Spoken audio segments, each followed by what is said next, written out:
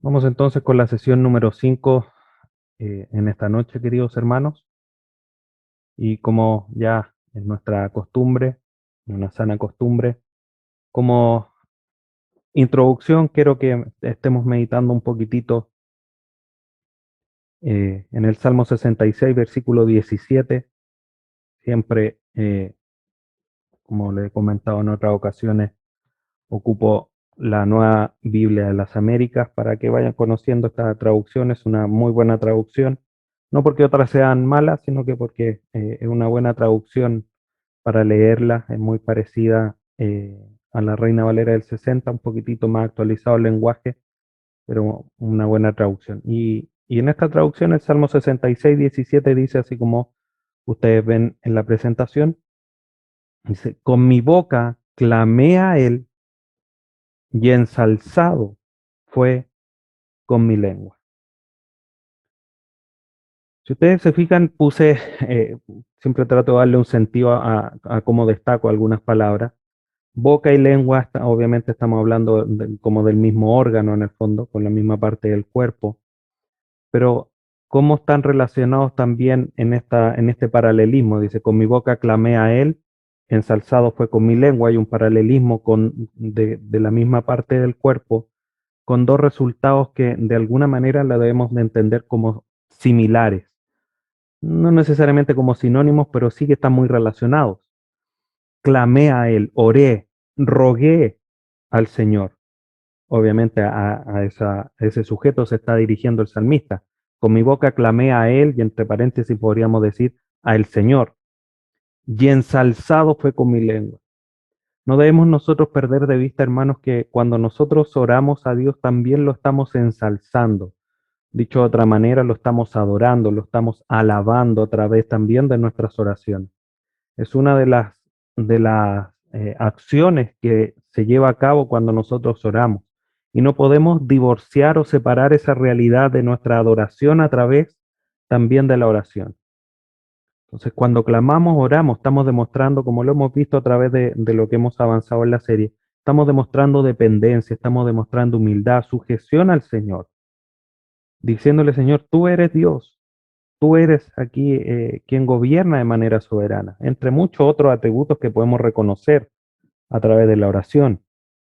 Entonces, con nuestra oración nosotros ensalzamos, adoramos a Dios. Quiero que eso también quede en mente. Todas estas cosas introductorias y lo que conversamos va haciendo, va ampliando nuestro concepto que debemos de tener en nuestra mente con respecto a la oración para que, como lo he mencionado, para que mejore nuestra vida de oración. Esa es finalmente la intención, algo que es muy necesario en nosotros. Ya sea que fortalezcamos lo que ya tenemos o fortalezcamos lo débil que podemos tener. Porque la lucha de la oración, como lo hemos comentado, es una batalla ardua que nos cuesta mucha fuerza en el fondo. Debemos destinar mucho tiempo, mucha energía. Y debemos de seguir haciéndolo, ¿ya? Porque es un buen hábito y debemos de luchar por él, ¿ya? Así que no olvidemos, cuando clamamos también ensalzamos, adoramos a Dios, no podemos separar eso de nuestra oración. Así que, eh, como nosotros hemos sido para alabanza de la gloria de Dios, escogidos y salvados para eso, debemos también adorar a Dios a través de nuestra oración. Dicho esa introducción, el día de hoy, hermanos, vamos a estar estudiando a nuestra querida hermana Ana. En la clase introductoria, algo de manera muy rápida, estuvimos analizando el pasaje del primer libro de Samuel, el capítulo 1, viendo algunos aspectos muy importantes de, de la vida de Ana y particularmente esa oración tan sentida que hace en el capítulo 1 y que nos deja mucha enseñanza respecto a la oración. Por eso que hoy día vamos a retomar un poquitito a Ana, viendo otros conceptos o desde otro punto de vista, qué es lo que nos enseña su vida de oración. Pero primero que nada, vamos a ver algunos aspectos generales, como hemos ido viendo a través de Abraham, Moisés, que fueron dos personajes previos que estudiamos. Vamos a ver hoy día quién es Ana. Eh, Busque usted en su Biblia el primer libro de Samuel, capítulo 1. Vamos a estar revisando y nuestra clase el día de hoy va a estar basada en los primeros capítulos de este libro, así que lo primero que nosotros vemos de Ana a través de este libro, que es lo que nos cuenta este pasaje donde encontramos la información de ella, que era una de las esposas de Elcana. Elcana, si leemos los dos primeros versículos, primer libro de Samuel capítulo 1, versículos 1 y 2, dice, había un hombre de Ramataim, de Sofim, de la región montañosa de Efraín, que se llamaba Elcana, hijo de Jeroam, hijo de Eliú, hijo de Tohu, hijo de Suf el Efrateo. De aquí vemos entonces que Elcana era de la tribu de Efraín. ¿Ya? Versículo 2. Elcana tenía dos mujeres. El nombre de una era Ana y la de la otra Penina. Penina tenía hijos, pero Ana no los tenía. Entonces, como vemos en esta dos versículos, tenemos casi toda la información de quién era Ana. Ana, entonces, era una de las esposas de Elcana que era un efraíta. No tenía hijos, a diferencia de la otra mujer de Elcana, que sí tenía hijos, Penina, pero finalmente Ana se transforma en la madre del profeta Samuel. Y eso lo vemos aquí en el versículo 20 del primer capítulo, donde después de esa oración que vimos en la primera parte, dice el versículo 20, y a su debido tiempo, después de haber concebido a Ana, dio a luz un hijo y le puso por nombre Samuel, ¿ya? El profeta Samuel. Entonces, ella es Ana. No es mucho más lo que la escritura nos habla de ella, pero más allá de conocerla más profundamente o que cuenta una larga historia respecto de Ana, porque después el libro gira en torno a la vida de Samuel, el profeta, nos deja muchas enseñanzas la vida de Ana y su vida de oración particularmente. Ahora, ¿cuál era la característica principal de Ana? Dos aspectos principales que nosotros también debemos de cultivar en nuestra vida general, no solamente en nuestra vida de oración. Lo primero es la humildad. El versículo 11 del primer capítulo del libro de Samuel dice lo siguiente, versículo 11. Entonces hizo voto y dijo, oh Señor de los ejércitos, si te dignas mirar la aflicción de tu sierva, te acuerdas de mí y no te olvidas de tu sierva, sino que das a un hijo a tu sierva, yo le dedicaré al Señor por todos los días de su vida, nunca pasará navaja sobre su cabeza. ¿Notan, queridos hermanos, cómo es que ella se menciona a sí misma? Tu sierva, lo repite tres veces en este pasaje, aflicción de tu sierva. No olvides de tu sierva, sino que le das un hijo a tu sierva. Manifiesta a través no solamente del gesto cómo ella llegó al templo, sino que en sus dichos, ella manifiesta humildad. Tu sierva. No diciendo, Señor, declaro que tú me vas a dar un hijo. No, con humildad. Señor, mira, yo soy tu sierva. Concédeme un hijo a tu sierva. Eso manifiesta humildad.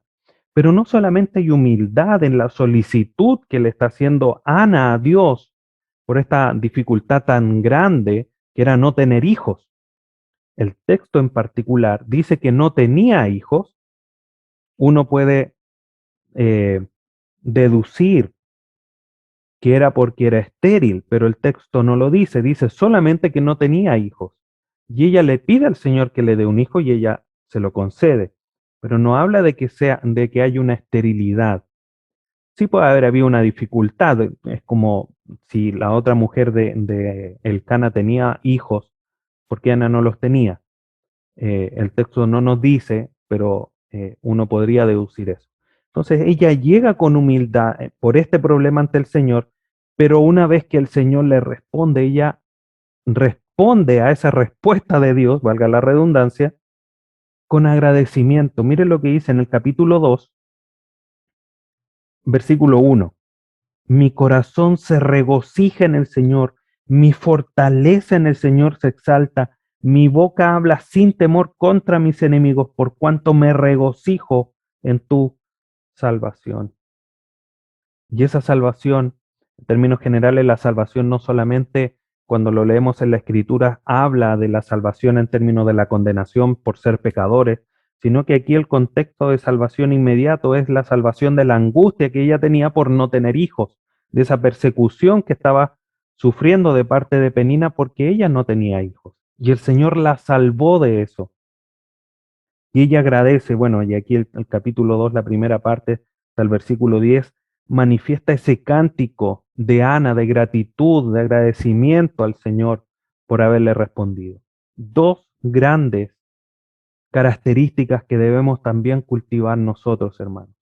Si ya somos humildes delante del Señor, debemos seguir esforzándonos y manteniendo esa conducta delante de Dios. Y por supuesto que también el agradecimiento. Y en ese sentido, como ya lo hemos mencionado en otras ocasiones, es muy importante, queridos hermanos, es que nosotros en nuestras oraciones llevemos un registro de lo que estamos pidiendo. No para cobrarle al Señor, sino que para una ayuda de nosotros y decirle, Señor, me respondiste a esta oración. Gracias. Eso también aumenta nuestra fe, nuestra confianza en Dios, porque somos muy olvidadizos. Y lo que el Señor nos respondió hace 3 o 4 años atrás ya nosotros no nos recordamos, al menos que haya sido algo muy notorio. Pero las cosas quizá un poco menores desde nuestro punto de vista, no las recordamos. Y eso obviamente nos afecta en nuestra fe y nuestra vida de agradecimiento al Señor. No sé si lo he mencionado en esta clase o no, pero hay un libro de George Miller, un pastor muy reconocido por su vida de oración, y él tiene su autobiografía o su biografía que se llama 1,5 millones de oraciones contestadas. Entonces, obviamente su vida de confianza en el Señor, si imagínense nosotros cuando vemos que el Señor nos responde una, hay euforia en el buen sentido de la palabra en nosotros por el agradecimiento hacia Dios por habernos respondido. Imagínense si lográramos mantener en nuestra mente 10, 15, 20, 100, 200 oraciones respondidas al Señor o mucho más. Seríamos mucho más agradecidos. Así que, de alguna manera, un consejo práctico de tener un registro, llevar un cuaderno con las solicitudes, con ese clamor delante de Dios de una manera precisa. Eso también nos ayuda a ver la respuesta de Dios, ¿ya? Así que, bueno, ese es un consejo práctico para la vida de oración. Pero volvamos a Ana y vamos a ver la vida de oración de Ana. Y la vida de oración de Ana, la verdad, queridos hermanos, que nos enseña muchísimo, muchísimo. Eh, y espero que ustedes también sean movidos a mejorar su vida de oración a través del ejemplo de Ana, así como lo fue de Abraham y también como lo fue de Moisés y lo que vamos a ver de manera, lo que vamos a ver más adelante. Primero, Ana oró con la actitud correcta. Ya leímos el pasaje, primer libro de Samuel, capítulo 1, versículo 11, donde vimos cómo es que se presenta delante del Señor con su aflicción, con humildad. Esa es una de las características esenciales. Esa, de alguna manera, queridos hermanos, es la actitud correcta para presentarse delante de Dios, con humildad. No debemos olvidar nunca que cuando nosotros oramos, estamos hablando personalmente con Dios, el único Dios verdadero, como lo estuvimos viendo en el discipulado el día lunes, el único Dios trino, el único Dios que es Dios, como lo manifiestan largos pasajes ahí el profeta Isaías. No hay otro Dios que haya sido formado, solo Dios. A ese Dios, el creador de todo lo que existe, es a quien nosotros nos dirigimos. Y tiene que ser con humildad. No podemos llegar con aspavientos ni tratando así como si fuese el mago de la lámpara o el genio de la lámpara, ordenándole hacer cosas. No, hermano. Nosotros debemos llegar con humildad. El Señor Jesucristo nos dejó ejemplo. Ana, aquí en el capítulo 11, recordándole cómo es que menciona 3 veces, tu sierva, tu sierva, tu sierva, se presenta delante del Señor. Obviamente, no es que Ana solamente lo manifieste con sus palabras al decirle tu sierva, sino que ella vivía una vida de adoración y de servicio a Dios. Porque si no sería muy fácil presentarse en oración al Señor de esta manera. A Dios, Señor, soy tu siervo, soy tu siervo. No, obviamente había una concordancia entre la vida de Ana y lo que ella estaba diciendo. En nuestra vida también tiene que haber una concordancia entre lo cómo nosotros vivimos y cómo nos estamos presentando a Dios. La actitud correcta parte por humildad. Podríamos agregar el temor a Dios, pero como estamos estudiando el ejemplo que nos da Ana, debemos de mantener en nuestra mente la humildad. La humildad es esencial. Recordemos también el ejemplo de Moisés. ¿Cuál era la principal característica de la vida de Moisés? Que era manso. No había otro como él. Mansedumbre, humildad, características que nos tienen que quedar cómo nos acercamos nosotros en oración. Abraham agrega la fe, esa confianza en el Señor, esperando las respuestas que correspondían. Segundo, Ana oró con la actitud correcta, pero también oró en el lugar correcto. Primer libro de Samuel, siempre en el capítulo 1, versículo 9, dice lo siguiente. Pero Ana se levantó después de haber comido y bebido estando en Silo, y mientras el sacerdote Elí estaba sentado en la silla junto al poste de la puerta del templo del Señor. Ahora, para poder entender este pasaje tenemos que irnos ahí a Deuteronomio 16, capítulo, versículo 1 al 17. No lo vamos a leer porque es un pasaje extenso, usted lo puede anotar y lo puede después revisar.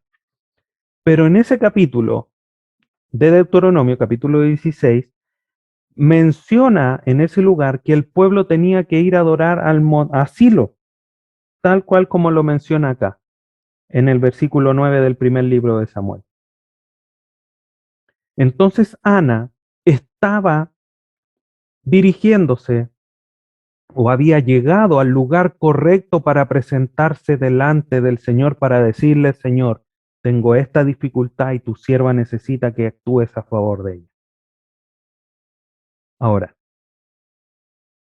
esto a nosotros, obviamente, no podemos aplicarlo así, hermano, porque nosotros no estamos ordenados a ir a Silo a presentarnos en oración al Señor.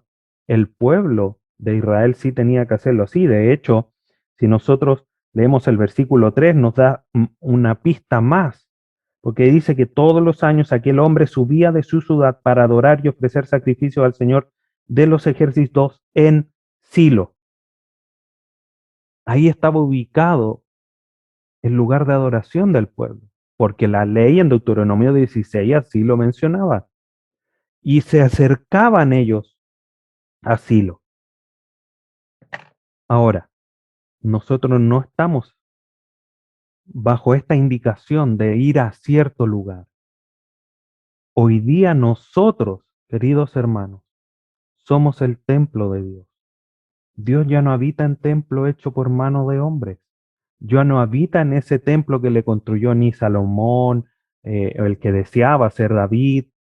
No, tampoco el que reconstruyeron después del cautiverio en Babilonia. Ese fue destruido en el año 70 después de Cristo. Ahora Dios habita en nosotros, como lo veíamos justamente en el discipulado. El Espíritu Santo, el cual mora con vosotros, estará en vosotros, dijo el Señor Jesucristo ahí en el Evangelio de Juan. Como el mismo Dios habita en nosotros, en algo que nos hace, como se dice, se nos funde en lo fusible, porque es algo que no podemos comprender, algo tan grande, pero que vive dentro de nosotros. No existe para nosotros, hermanos, un lugar correcto para orar. En el sentido que no necesitas ir a la iglesia el domingo para orar. No necesitas eh, dirigirte a un lugar específico para orar, no sé, eh, entre medio de los cerros, o en un bosque apartado, o en tu habitación, o un lugar como en la película Cuarto de Guerra, una película famosa, donde uno de los personajes principales tenía una habitación pequeña para orar. Si bien no es malo tenerlo, nosotros hoy día, hermanos, tenemos tal libertad en Cristo Jesús de orar en el lugar donde estemos, que eso nos debería a nosotros traer una lluvia abundante de gratitud y de querer estar con el Señor, porque no necesitamos viajar 10, 15, 20, 30 kilómetros para llegar a donde el Señor nos dice, sino que es ahora donde, incluso donde mismo estás en este momento, donde te puedes presentar en oración al Señor. Cuando vas en el colectivo, cuando vas en el auto, cuando vas en la micro, cuando vas caminando, cuando estás cocinando, cuando estás arreglando, no sé, cualquier cosa en tu casa, puedes presentarte en oración al Señor. ¿Te das cuenta, hermano, la bendición que nosotros tenemos? Ana viajaba todos los años para llegar al lugar correcto. Tú no tienes que viajar todos los años al lugar correcto porque tú estás en el lugar correcto, que es en Cristo Jesús.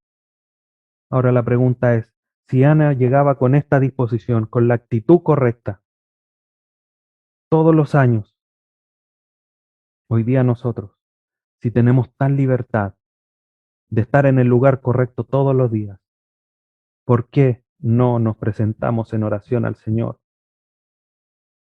como lo hacía Ana? Y ahí es donde nos evaluamos y decimos,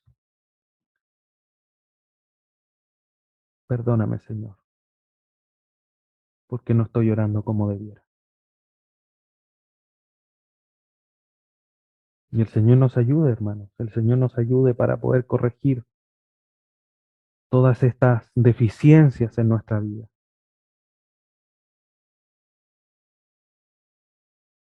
Pero sigamos avanzando, porque hay más que descubrir y que nos enseña hasta la vida de oración de Ana. Ana oró de la manera correcta. ¿Cuál es la manera correcta? Es lo que dice el versículo 26.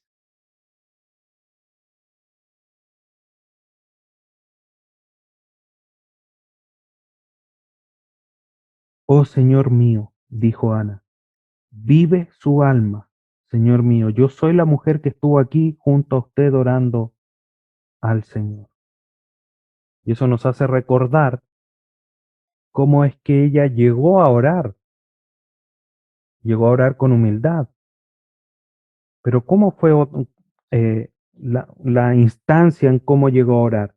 El texto no nos dice, queridos hermanos, cuál fue la posición que ella adoptó.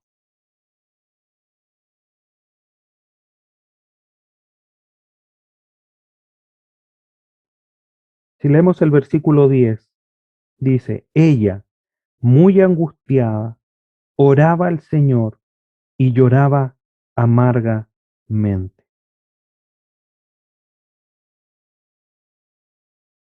Versículo 12. Mientras ella continuaba en oración delante del Señor, Elí le estaba observando la boca. 13. Pero Ana hablaba en su corazón, solo sus labios se movían y su voz no se oía. Elí pues pensó que estaba ebria. No nos dice cuál fue la posición que Ana tomó para orar. Puede haber estado parada, puede haber estado arrodillada, puede haber estado postrada en el suelo, rostro en tierra. No lo sabemos. ¿Y qué nos demuestra esto? Porque la oración de Ana fue respondida.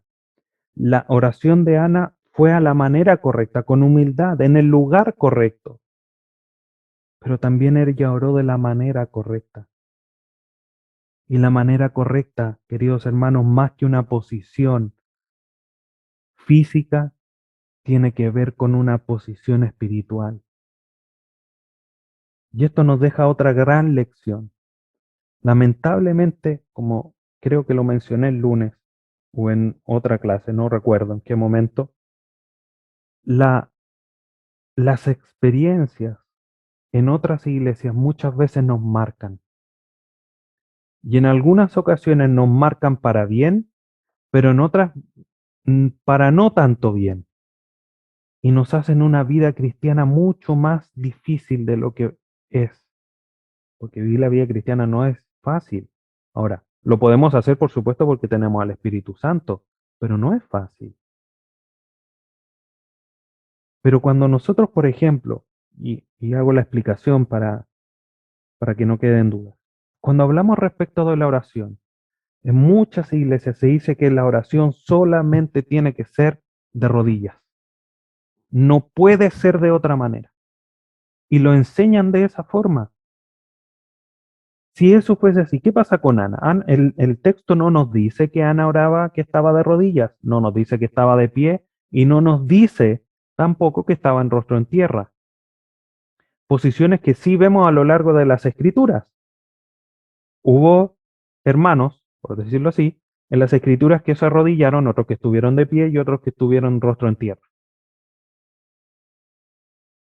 De Ana no se nos dice. Por lo tanto, hermanos, lo que aquí quiero mencionar, no solamente con el lugar correcto, sino que con la manera correcta. La manera correcta de presentarse al Señor no es con eh, con algo, con una posición física, sino que es con una posición espiritual. Por eso no importa dónde tú estés, insisto, si vas en el colectivo o nos vamos a poner un poco más modernos, si vas en el Uber, en el Cabify, si vas en la micro, si estás en la cola del banco, en la del supermercado, ahora que está de moda hacer filas para poder entrar a lugares por el tema de los aforos, con el tema de la pandemia, etcétera, etcétera. En el lugar donde tú estés, no es necesario que tú te arrodilles a orar. Puedes estar de pie, esperando poder avanzar en la fila, por ejemplo, orando al Señor, conversando con Dios. La manera correcta es como tú te presentas en tu corazón, con humildad, con agradecimiento, con fe, con mansedumbre, reconociendo al Señor, presentándole al Señor todas tus angustias. Filipenses capítulo 4. Por nada estéis afanosos, sino antes bien sean conocidas tus peticiones con toda oración y ruego, dice Filipenses 4. Así es como debemos presentarnos al Señor. Entonces, ¿por qué hacía mención a la religión anterior? Porque muchas veces como que estamos tan entrenados a que la oración tiene que ser de rodillas que si la hacemos de otra manera, como que no pudiésemos hacerlo. Y tenemos que luchar para quitarnos esa forma, porque nos está limitando nuestra vida de oración, porque nuestra vida de oración no está enmarcada en una posición física o en un lugar físico, sino que en una posición del corazón y la posición espiritual que tenemos en Cristo para llegar ante Dios en oración. Eso es lo que debemos comprender a la luz de esta historia de Ana, de su vida de oración, que por supuesto es muy breve. Aquí tenemos solo una esencia, un, un, un pincelazo, como se dice, de la vida de oración de Ana, pero vemos qué maravilloso cómo Ana se presentaba al Señor. Pero Ana, además de estar en el lugar correcto, con la petición correcta, de la manera correcta, también oraba por el resultado correcto. Vamos a revisar esos pasajes que están ahí en su pantalla. Versículo 1:11, ella pide que se le dé un hijo, donde menciona tu sierva, tu sierva, tu sierva. Casi nos vamos a aprender de memoria el versículo 11 del primer libro de Samuel. Versículo 24 al 28 dice, después de haberlo destetado, obviamente Dios eh, ya le había concedido el hijo, llevó consigo al niño y lo trajo a la casa del Señor en Silo, aunque el niño era pequeño. También llevó un novillo de 3 años, un efa, 22 litros de harina, y un odre de vino. 25. Entonces sacrificaron el novillo y trajeron el niño a Elí. Oh Señor mío, dijo Ana, vive su alma. Señor mío, yo soy la mujer que estuvo aquí junto a usted orando al Señor. Por este niño oraba, y el Señor me ha concedido la petición que le hice, por lo cual yo también lo he dedicado al Señor. Todos los días de su vida estará dedicado al Señor, y adoró allí al Señor. Capítulo 2, versículo 11. Entonces Elcana regresó a Ramá, a su casa, y el niño Samuel se quedó sirviendo al Señor delante del sacerdote Eli.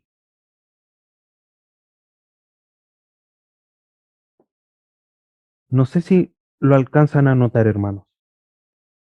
Ana nosotros podríamos evaluar la oración de Ana y decir que Ana estaba orando de una manera egoísta, porque ella quería un niño para ella. Señor, dame un hijo, pero estaba orando por el resultado correcto. Dios, dame un hijo y yo lo voy a poner al servicio tuyo. Una oración mm, entremezclada de una manera tan hermosa, de una petición tan personal como tener un hijo, pero buscando a través de esa, del cumplimiento de ese deseo personal, de glorificar al Señor, que era que su hijo estuviera al servicio del Señor, de Dios. ¿Qué aprendemos de esto? Cuando nosotros oramos, decimos, Señor, por ejemplo, quiero comprarme un auto. Muy bien, ¿para qué quieres el auto? No, quiero para poder salir y llegar con aire acondicionado, para poder llegar rápido a la casa o llegar más fresco a la casa en el verano o más calentito en el invierno, para salir a pasear. Ya. Muy bien, podría decirnos el Señor, y si, ¿cómo vas a glorificar, cómo me vas a glorificar a mí con esa petición?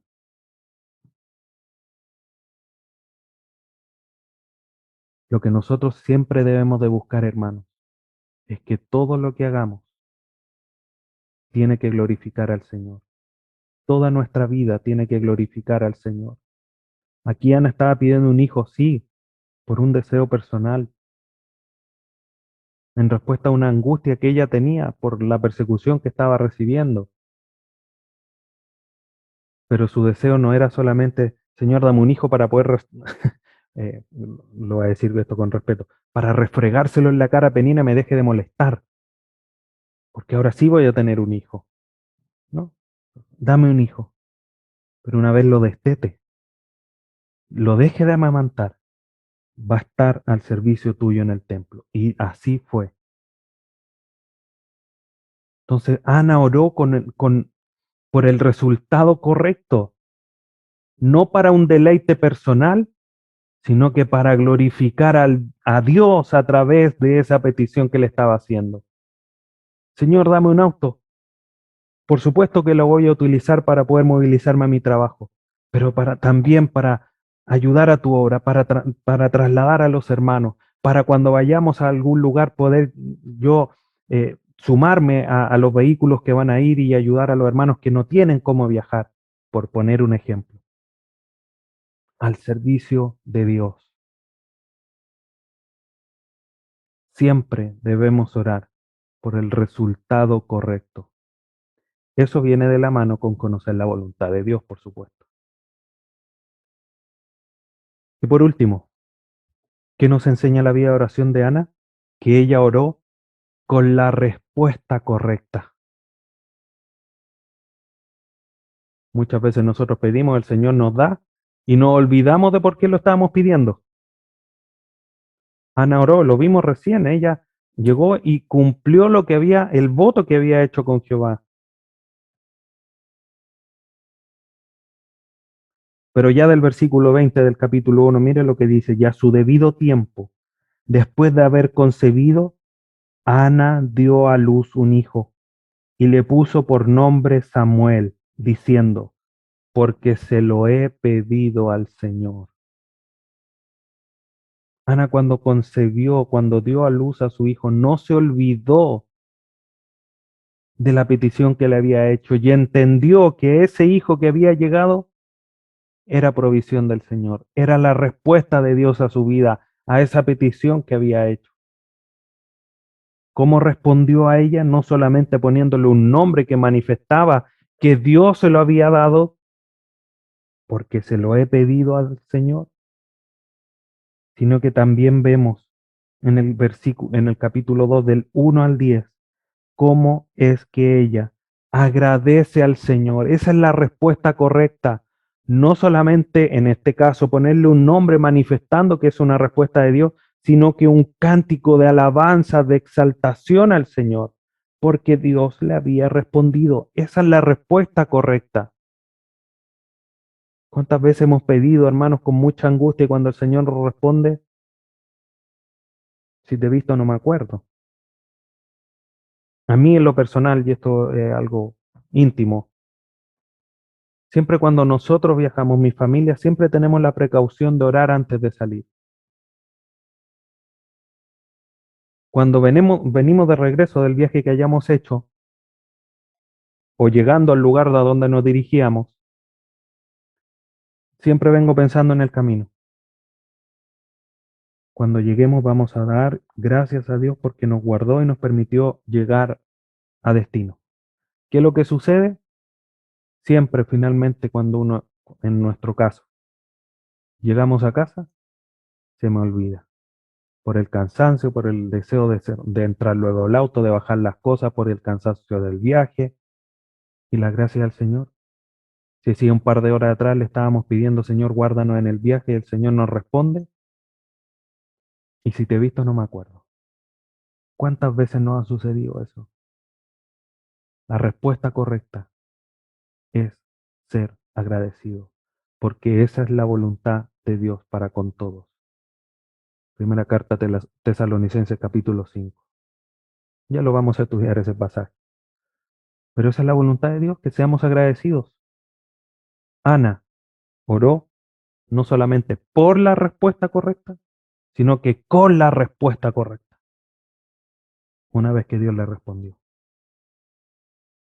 Descontando el hecho de que cuando ella oró, después que oró, se levantó y es como que si nada hubiese pasado porque ella le había entregado su aflicción a Dios.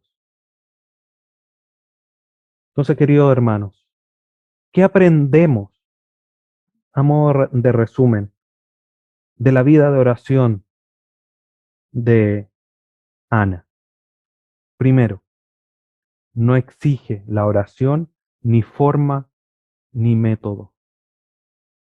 Hermano, por favor, entiende esta realidad. Y si tienes una lucha entre que tiene que ser en tu habitación, cerrado y de rodillas, lucha en contra de eso. No porque sea malo, sino porque te está limitando a orar en la micro, orar en el metro, etcétera, etcétera, como mencioné recién. Nuestra vida de oración podemos hacerla en cualquier lugar. No nos limitemos con esas cosas. No exige ni forma ni método.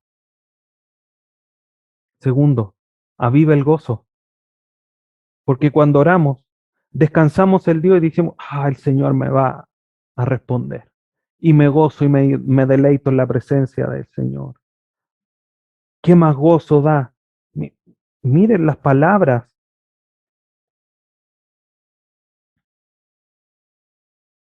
de Ana, el capítulo 2, versículo 1. Mi corazón se regocija en el Señor, mi fortaleza en el Señor se exalta, mi boca habla sin temor contra mis enemigos, por cuanto me regocijo en tu salvación. No hay santo como el Señor, en verdad no hay otro fuera de ti, ni hay roca como nuestro Dios. Versículo 3. No se jacten más ustedes con tanto orgullo, no salga la arrogancia de sus bocas, porque el Señor es Dios de sabiduría y por Él son pesadas las acciones. Un hermoso cántico de Ana, una oración finalmente al Señor de agradecimiento, de gozo, de alegría, imagínense, por cuanto me regocijo en tu salvación.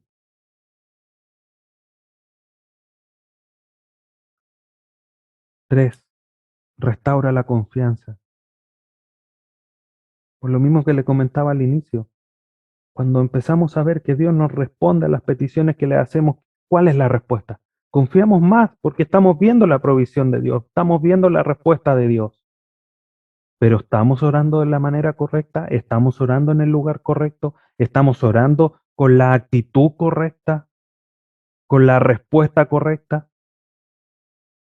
Son preguntas con las cuales debemos analizarlos, porque el resultado de hacerlo es que nuestra confianza en Dios se ve potenciada. Cuarto, nuestras oraciones depositan los problemas en Dios. Lo mencionaba recién, una vez que Ana oró, versículo 18 del capítulo 1, halle su sierva gracia ante sus ojos, le dijo ella. Entonces la mujer se puso en camino, comió y ya no estaba triste su semblante. Porque estaba triste porque no tenía un hijo y Penina la perseguía. Oró al Señor, derramó su corazón delante del Señor. Elí le dijo que estaba ebria. No, Señor, no estoy ebria, estoy derramando mi corazón delante del Señor. El Señor ve con Dios, le dijo Elí, el sacerdote. Y ella se puso en camino, volvió a su casa y ya no estaba más triste porque depositó su problema en Dios. Muchas veces nosotros en nuestras oraciones como que le entregamos el problema a Dios y terminamos la oración, ya Señor, ya me lo tuviste un ratito, pásamelo de nuevo. No, hermano, dejémoselo en manos de Dios. Él es Dios y Él cuida de nosotros. No es prestar el problema a Dios un rato, es depositar el problema en Dios. Y por último, produce tranquilidad de espíritu. Lo estamos viendo, está muy relacionado con lo anterior. Si depositamos los problemas en Dios, ¿cuál es el resultado natural de eso? Tranquilidad. Permítanme, Filipenses 4, este pasaje maravilloso. Por lo demás, hermanos, Filipenses 4:8, todo lo que es verdadero, perdón, me adelanté. Versículo 6, por nada estéis afanosos, Filipenses 4:6, por nada estéis afanosos, antes bien, en todo, mediante oración y súplicas con acción de gracias, sean dadas a conocer sus peticiones delante de Dios. ¿Cuál es el resultado de eso? Versículo 7, y la paz de Dios que sobrepasa todo entendimiento, guardará sus corazones y sus mentes en Cristo Jesús. Ya no vamos a andar con la mente volando por ahí. Ay, es que estoy tan preocupado, es que aquí, es que allá, no. Descansamos y tenemos tranquilidad de espíritu porque la paz de Dios que pasa cualquier entendimiento, guarda nuestra mente y nuestro corazón. Pero eso sucede cuando son dadas a conocer nuestras peticiones delante de Dios. En el ejemplo de Ana, depositamos los problemas en Dios. No hay otra manera. Si nuestras oraciones no están depositando los problemas en Dios, no podemos esperar estar tranquilos. Porque, como insisto, es como entregarle el problema al Señor mientras oramos y después se los quitamos de las manos para seguir cargándolo en la mochila. Eso no es tener confianza en Dios.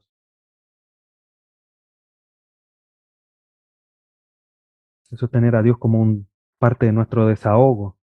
No, el Señor no está para eso. El Señor está para que nosotros le entreguemos nuestros problemas. Está en el buen sentido de la palabra, porque Dios ha dispuesto que sea así.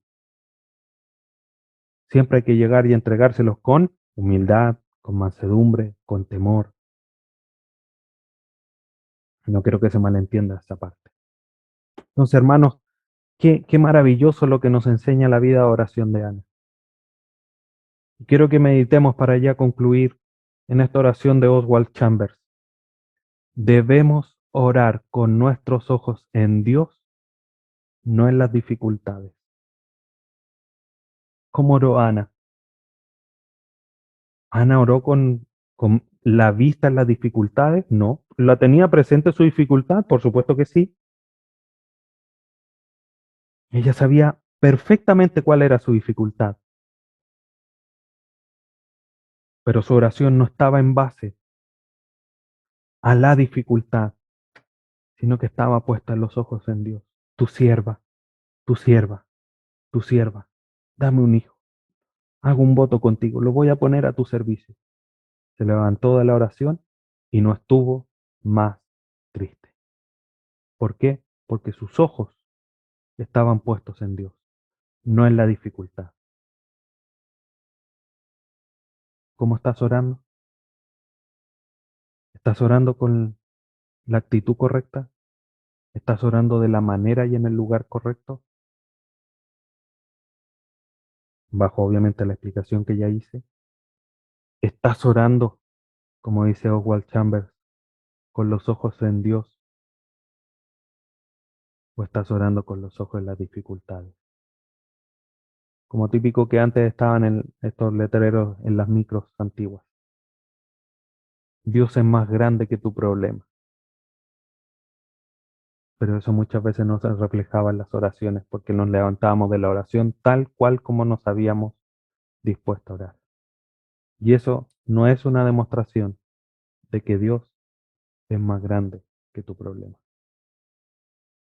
El Señor nos ayude, queridos hermanos, y podamos nosotros, a la luz de estos ejemplos, de estos hermanos y hermanas que nos antecedieron en estos, por último, estos tres que hemos visto hasta ahora, hace por muchos años, ¿sí? Pero que nos dejan una gran, gran enseñanza de la vida de oración y que debemos de reflexionar.